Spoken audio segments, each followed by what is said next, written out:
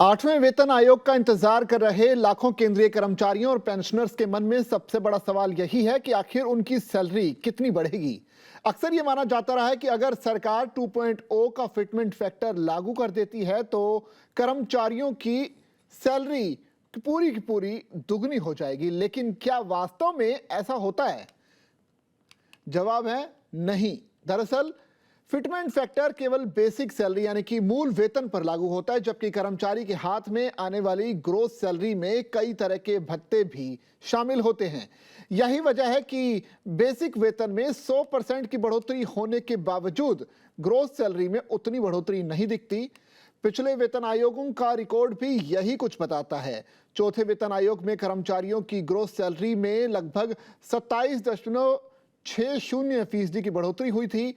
पांचवें वेतन आयोग में यह बढ़ोतरी 31% रही।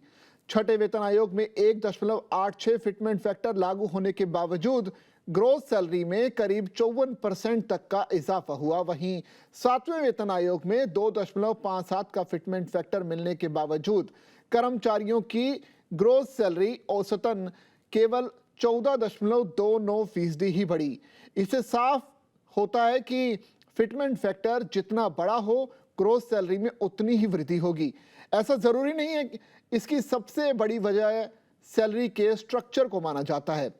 दरअसल केंद्रीय कर्मचारियों की सैलरी केवल बेसिक पे से नहीं बनती, बल्कि इसमें महंगाई भत्ता, मकान किराया भत्ता यानी कि एचआरए, ट्रांसपोर्ट अलाउंस और कई अन्य भत्ते भी शामिल होते हैं। जब नया वेतन आयोग लागू होता है तब महंगाई भत्ता यानी डीए आमतौर पर 0 से शुरू होता है, क्योंकि उसे नए बेसिक वेतन में समायोजित यानी कि एडजस्ट किया जाता है। एचआरए नए बेसिक के आधार पर तय होता है, लेकिन कई अन्य भत्तों में तत्काल समान अनुपात में बढ़ोतरी नहीं होती। इसी कारण ग्रोस सैलरी की वृद्धि सीमित रह जाती है। बैंक बाजार की एक अनुमानित गणना के मुताबिक अगर 8वें वेतन आयोग में 2.0 या 2.38 या फिर 2.57 का फिटमेंट फैक्टर लागू किया जाता है तो लेवल 1 से लेवल 10 तक के कर्मचारियों की ग्रोस सैलरी में लगभग 31% से लेकर 58% तक की बढ़ोतरी हो सकती है। यानी 2.0 फिटमेंट फैक्टर का मतलब ये नहीं है कि कर्मचारी के हाथ में आने वाली जो पूरी सैलरी है वो ही डबल हो जाएगी। हाँ, बेसिक वेतन जरूर दोगुना हो सकता है, लेकिन कुल वेतन पर अन्य भत्तों का भी असर पड़ता है। आइए आपको अलग अलग पे कमीशन के तहत ग्रोस सैलरी में बढ़ोतरी करके देखते हैं कि आखिर सैलरी आखिरकार कहां तक पहुंच रही है।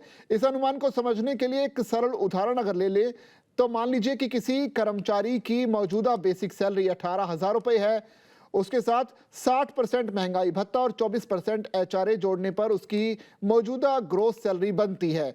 अगर 2.0 फिटमेंट फैक्टर लागू होता है तो बेसिक सैलरी बढ़कर 36,000 रुपए हो जाएगी, लेकिन नया डीए 0 से शुरू होगा और केवल एचआरए नए बेसिक के हिसाब से जुड़ेगा। ऐसे में कर्मचारियों की ग्रोस सैलरी में बढ़ोतरी तो होगी, लेकिन वो 100% नहीं बल्कि अनुमानित रूप से करीब 31% के आसपास रह सकती है। हालांकि ये ध्यान रखना जरूरी है कि ये केवल एक अनुमानित कैलकुलेशन है। वास्तविक वेतन वृद्धि इस बात पर निर्भर करेगी कि सरकार एचआरए, ट्रांसपोर्ट अलाउंस और अन्य भत्तों को किस तरह से संशोधित करती है। इसके अलावा कर्मचारियों का वेतन स्तर, पोस्टिंग का शहर, एक्स वाई या जेड कैटेगरी, पद और अन्य सुविधाएं भी अंतिम सैलरी को प्रभावित करेंगी।